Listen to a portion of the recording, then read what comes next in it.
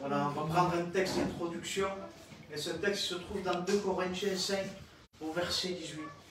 Il est dit que tout cela vient de Dieu, qui nous a réconciliés avec lui par Christ, et qui nous a donné le ministère de réconciliation. Voilà, la grâce du Seigneur a fait que nous avons reçu, voilà, les choisis de Dieu ont reçu ce ministère de réconciliation. Et voici qu'aujourd'hui, il est la solution à ton amertume. Et au verset 19, il dit qu'il a mis en nous la parole de réconciliation.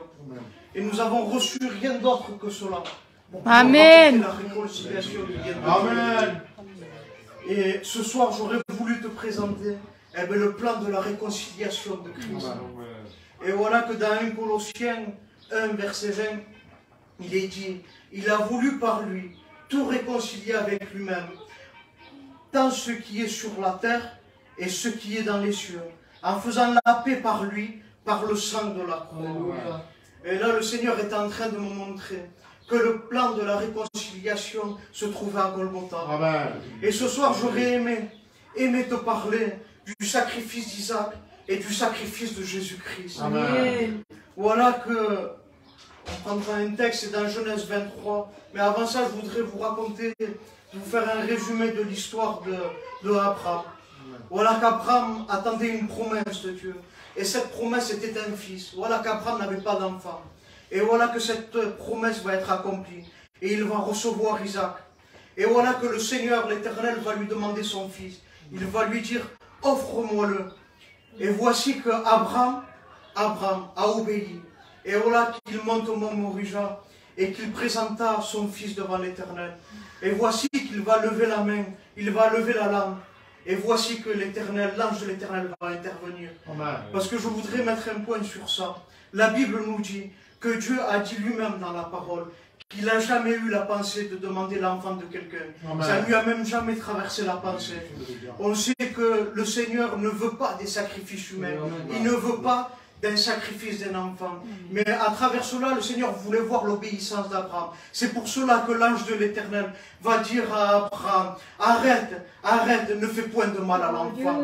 Et voici ce qu'il va dire au verset 13. Abraham leva les yeux et vit derrière lui un bélier retenu dans un buisson par les cornes. Et ce soir, j'aurais voulu te parler premièrement du buisson. Te dire qu'est-ce que représente le buisson. Dans 2 Samuel, au chapitre 23 et au verset 26, il nous est parlé que les méchants sont tous comme des épines que l'on rejette. Et les épines sont le symbole de la malédiction. Et ce soir, j'aimerais te dire qu'il y a dans Michée 7 au verset 4, que le meilleur d'entre eux est comme une ronce, et le plus droit pire qu'un buisson d'épines. Et nous voyons que le meilleur des hommes est le plus juste, le plus droit, est maudit à cause du péché. Et j'aimerais te dire ce soir qu'il n'y a pas de différence entre le meilleur des hommes et le pire des hommes. La Bible nous dit qu'ils sont tous deux pécheurs et privés de la gloire. Amen. Et voilà ce que le Seigneur avait mis dans mon cœur. Il me disait que le bélier, ça je l'ai appris aux études, c'était la représentation du Christ divin et du Christ humain. Et là nous voyons que ce bélier était retenu par le buisson. Et nous savons qu'à Golgotha, Jésus-Christ s'est dépouillé et il est venu jusqu'à terre pour l'humanité. Et nous voyons que Jésus est venu pour l'homme, chercher et sauver ceux qui étaient perdus. Voilà que le bélier a pris la place d'Isaac sur le mont Morija. Et j'aimerais te dire ce soir que Jésus a pris ta place à la croix. Il a pris ma place à la croix. Et ce soir, j'aurais aimé te parler de la croix. Et voici que Ésaïe 53, au verset 5, là, il nous est parlé de Jésus. Mais il a été blessé pour nos péchés, brisé pour nos iniquités. Le châtiment qui nous donne la paix est tombé sur lui.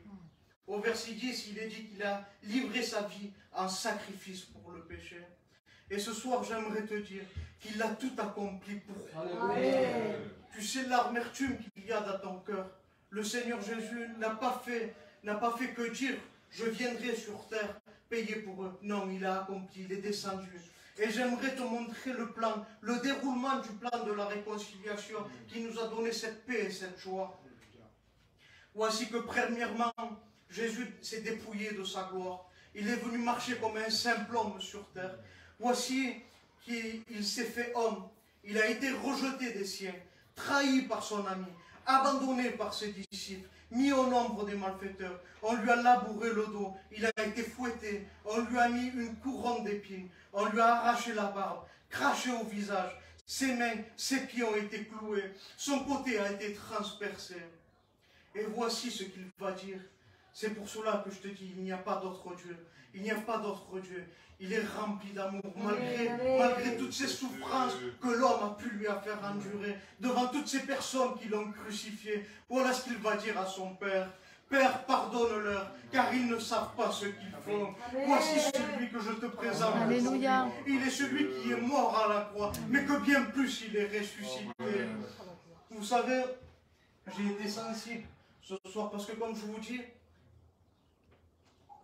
je n'avais pas de direction et le Seigneur, à travers les cantiques, a confirmé la pensée que le Seigneur avait mis dans mon cœur.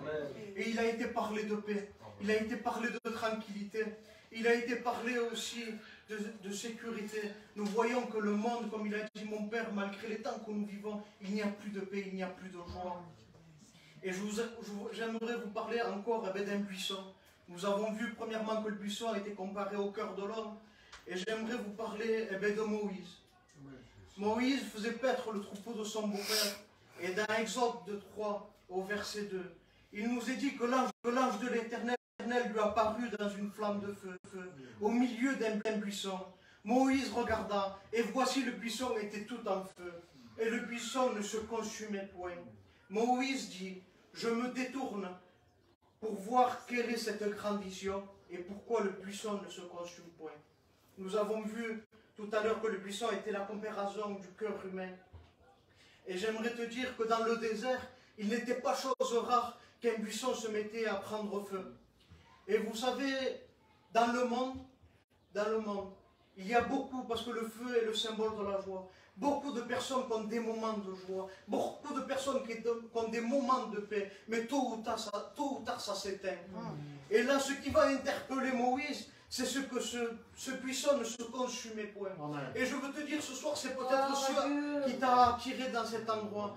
Quand tu vois l'église de Christ, quand tu vois les chrétiens, tu dis, quelle est cette paix? Quelle est cette joie qui ne se consume pas? Quelle est cette joie qui traverse les épreuves? Quelle est cette joie à toute épreuve qui traverse les circonstances, les mauvais moments difficiles? Et il y a toujours cette joie, toujours cette paix qui demeure. Et j'aimerais te dire que Moïse, quand il a voulu se détourner, il s'est approché. Et voilà qu'en s'approchant du buisson, il y a quelque chose qui va se passer.